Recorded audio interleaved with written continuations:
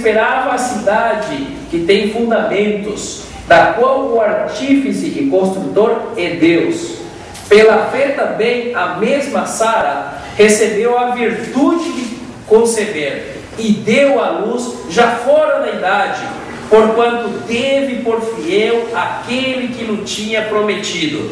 Por isso também de um, e esse já amortecido, desceram tantos em multidão como as estrelas do céu, e como a areia inumerável que está na praia do mar. Todos estes morreram na fé, sem terem recebido as promessas, mas vendo-as de longe e crendo-as e abraçando-as, confessaram que eram estrangeiros e peregrinos na terra. Porque os que isto dizem claramente mostram que buscam uma pátria, e se na verdade se lembrassem daquela de onde haviam saído, teriam a oportunidade de tornar. Mas agora desejam uma melhor, isto é, a celestial. Por isso também Deus não se envergonha deles, de se chamar seu Deus, porque já lhes preparou uma cidade. Pela fé ofereceu Abraão a Isaque, quando foi provado. Sim, aquele que recebera as promessas ofereceu o seu unigênito, sendo-lhe dito: em Isaque será chamada a tua descendência. Considerou que Deus era poderoso para até dentre os mortos o ressuscitar, e daí também em figura ele o recobrou. Pela fé, Isaque abençoou Jacó e Esaú no tocante às coisas futuras. Pela fé, Jacó, próximo da morte, abençoou cada um dos filhos de José e adorou encostado à ponta do seu bordão. Pela fé, José, próximo da morte, fez menção da saída dos filhos de Israel e deu ordem acerca dos seus ossos. Pela fé, Moisés, já nascido, não foi escondido 3 meses por seus pais, porque viram que era um menino formoso e não temeram o mandamento do rei. Pela fé, Moisés, sendo já grande, recusou ser chamado filho da filha de Faraó, escolhendo aí antes ser maltratado com o povo de Deus, do que por um pouco de tempo ter o gozo do pecado, tendo por maiores riquezas o vitupério de Cristo do que os tesouros do Egito, porque tinha em vista a recompensa. Pela fé deixou o Egito, não temendo a ira do rei, porque ficou firme, como vendo o invisível. Pela fé celebrou a Páscoa e a aspersão do sangue, para que o destruidor dos primogênitos lhes não tocasse. Pela fé passaram o mar vermelho, como por terra seca, e o que intentaram os egípcios se afogaram. Pela fé caíram os muros de Jericó, sendo rodeados durante 7 dias. Pela fé Raabe, a meretriz, não pereceu com os incrédulos, acolhendo em paz os espias. E que mais direi? Faltar-me-ia tempo contando de Gideão, de Baraque, Sansão, Jefté, Davi, Samuel e dos profetas, os quais pela fé venceram reinos, praticaram a justiça, alcançaram promessas, fecharam boca dos leões, apagaram a força do fogo, escaparam do fio da espada, da fraqueza tiraram forças, na batalha se esforçaram, puseram em fuga os exércitos dos estranhos, as mulheres receberam pela ressurreição dos mortos, uns foram torturados, não aceitando seu livramento, para alcançarem uma melhor ressurreição. E outros experimentaram escárnios e açoites, e até cadeias e prisões. Foram apedrejados, cerrados, tentados, mortos a fio da espada. Andaram vestidos de pele de ovelhas e de cabras, desamparados, aflitos e maltratados, dos quais o mundo não era digno. Errantes pelos desertos e montes e pelas covas e cavernas da terra. E todos estes, tendo tido testemunho pela fé, não alcançaram a promessa, provendo Deus alguma coisa melhor a nosso respeito, para que eles, sem nós, não fossem aperfeiçoados. Vamos orar nesse momento. Soberano Deus, louvado seja o seu nome, porque podemos ter a liberdade de culto, de abrir a sua palavra e poder ler e meditar nela.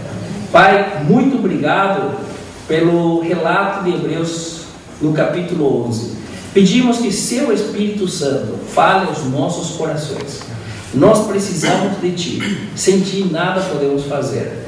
Em nome do Senhor Jesus oramos. Amém. Amém. O capítulo 11, ele dá a definição do que é a fé. A fé, ela é o firme fundamento das coisas que se esperam, a prova das coisas que se não veem. Quem viu o Senhor Jesus Cristo morrer? Eu não vi, vocês não viram. Quem viu o Senhor Jesus Cristo ressuscitar? Eu não vi, vocês não viram, mas Ele ressuscitou. Quem viu o Senhor Jesus Cristo fazendo milagres? Nenhum de nós vimos. Quem viu Deus fazer o mundo? Nós não vimos. Mas acredito eu que todos nós confiamos plenamente que aquilo que a palavra de Deus diz, nós confiamos nela de todo o coração. Isso é fé. Fé, eu não vi, mas eu confio, eu acredito, eu sei que aconteceu, porque a palavra de Deus me diz. Quando o Criador de todas as coisas, na sua santíssima vontade, se digna a deixar 66 livros para cada um de nós apreciarmos, estudarmos, lermos, aprofundarmos, Ele está me dizendo, aquele que fez tudo, o que aconteceu, como aconteceu e o que eu preciso saber dele. Eu não preciso de mais nada. Quando a gente lê 1 Coríntios, os capítulos 1, 2 e 3, nós podemos notar o apóstolo Paulo escrevendo a uma cidade portuária, um porto, assim como Santos, Itajaí, Paranaguá e assim por diante, outros portos aqui no Brasil. Cidade portuária, uma das características é o fato de ser uma região onde pessoas de várias regiões se conglomerarem naquele lugar, não é verdade? Trazendo mercadorias, levando e assim por diante. Pessoas de nacionalidades diferentes, pessoas de credos diferentes, pessoas com, enfim, condições socioeconômicas diferentes. E o apóstolo Paulo, escrevendo à igreja em Corinto e sabendo muito bem os problemas que ali aconteciam, uma das expressões dele, ele faz referência justamente que a sabedoria deste mundo é insensatez para com Deus. Irmãos, eu sempre gosto de falar isso. Tem uma matéria que nós estudamos em medicina, chama-se medicina baseada em evidências. O que significa isso? Significa que se eu tenho determinada doença, por exemplo, uma amidalite, quem aqui já teve amidalite teve que tomar bezetacil? Gostoso, não é verdade? É uma injeção assim super gostosa de ser aplicada. Qual é a evidência que eu como médico tenho que seja uma amidalite eu vou prescrever aquele medicamento e ele vai curar? Isso tem base científica ou não? Então isso chama medicina baseada em evidências.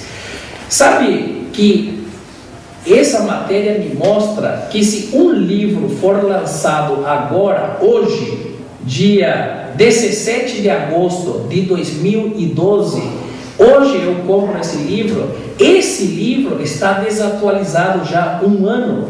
Sabia disso? E daí, quando eu comprava um livro, se era de 2000, daquele mesmo ano, eu ficava feliz e contente. Mas esse livro já estava desatualizado.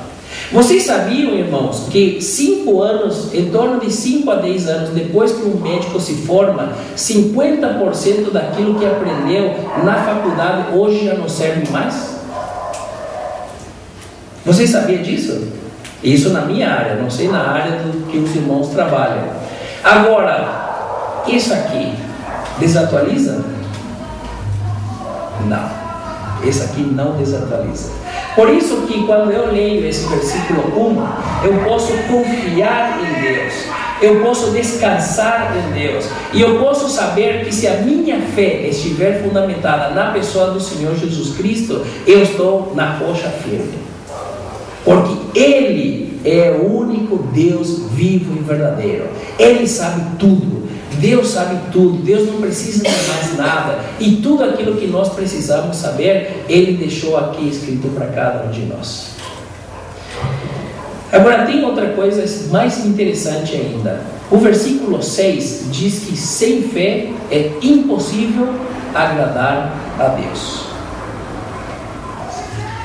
Quando eu comecei a namorar com a minha esposa, eu queria saber o que ela gostava, que tipo de comida gostava, enfim, perfume e assim por diante. Por quê? Porque eu queria agradar ela, não é verdade? E assim acontece aqui com cada um de nós, né? Isso é normal. A pessoa que a gente ama, gosta, sempre quer agradar Ele.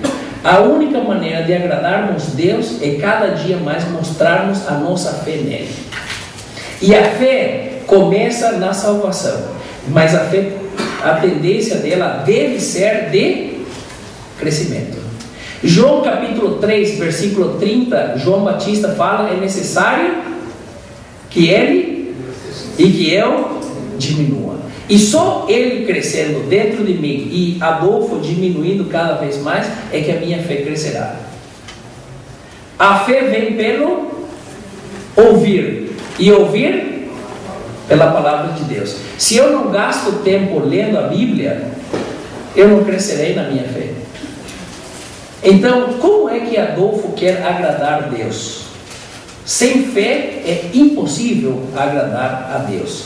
Então, irmãos, nós começamos esse capítulo e uma das qualidades do servo é a fé, sem dúvida nenhuma, porque é através dela que nós começamos o nosso relacionamento com Deus. Quando nós reconhecemos que somos incapazes de estarmos na presença dele por causa das nossas obras e mais ainda do nosso pecado, e dizer: sim, Senhor Jesus, eu sei que o Senhor ocupou o meu lugar na cruz do Calvário, eu sei que o Senhor ressuscitou dentre os mortos, eu recebo o Senhor como meu único e suficiente Salvador. A partir dali eu começo a minha relação com Deus de fé, e esse é o primeiro e grande passo, com certeza o melhor deles na nossa vida. O bom ladrão só teve essa chance, não é verdade? Hoje estarás comigo no paraíso. Morreu, mas depositou a fé dele na pessoa do Senhor Jesus Cristo nos últimos momentos da vida dele. Ele não teve como fazer crescer a fé dele, não é verdade? Por quê? Porque ele recebeu o Senhor Jesus, confiou nele e naquele mesmo dia morreu. Mas nós, que já recebemos o Senhor Jesus, e aí você sabe bem quanto tempo que você já recebeu o Senhor Jesus como Salvador da sua vida. E aí vem a pergunta: o quanto a minha fé tem crescido? Quem tem pai filho de abaixo de 10 anos de idade? Muito bem. Quem tem filho abaixo de 5 anos de idade? Muito bem. Vocês têm a carteirinha de vacinação, não tem? E ali na carteirinha de vacinação não tem o gráfico do peso e da estatura? Tem, não tem? Vocês levam até a unidade de saúde ou até algum médico para medir a estatura de tempo em tempo ou não? E o que nós temos que observar? Se ele está crescendo ou não está crescendo, não é verdade? Se meu filho, eu não posso esperar, como eu sou um brutamonte, né? Não posso esperar que meus filhos tenham 1,90 m. É verdade. Eu tenho 1,64 m, então muito disso não vai fugir. Mas ele tem que crescer mesmo assim dentro de um padrão. Muito alto não será, mas pelo menos um padrão deve ter. Se ele começa a ter um padrão estático, não crescer mais e não ganhar peso, eu tenho que me preocupar, porque alguma coisa está acontecendo. Se meu filho tem 1 ano de idade e não anda, bom, eu tenho até 1 ano e 6 meses para que essa criança comece a andar. E se chega a 2 anos e não anda, opa, algum problema tem. Eu não vou me preocupar com meu filho? Vou. Claro que eu vou me preocupar. E o nosso Pai Celestial, com centenas, milhares de filhos nesse mundo, que olha para nós e vê a fé do Adolfo,